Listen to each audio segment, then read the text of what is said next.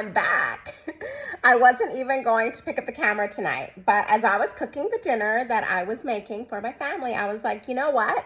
This is a super fast, easy dinner that looks like I took a long time to make, but I have all these methods to streamline it. So I was like, well, why don't I pick up the camera and why don't I make another super fast, easy dinner that looks like it took you a long time, but didn't take you a long time that you can have on a weekday night.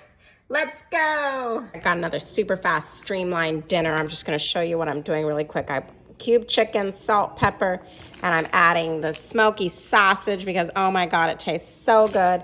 And I am just gonna be making a chicken Alfredo.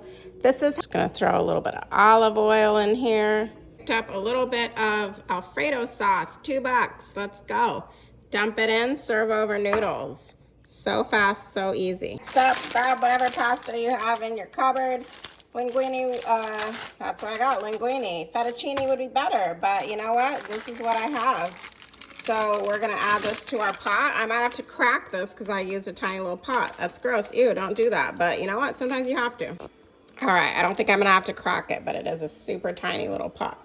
So I've heard back in the day that it's like sacrilegious to crack your pasta. So this is always how I do it.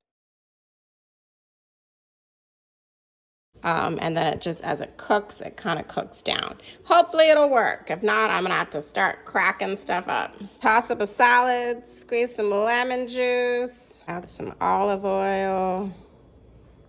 Just give it a nice toss. Delicious and nutritious. All right, the pasta's looking ready. Nice. Fajita. Whoa.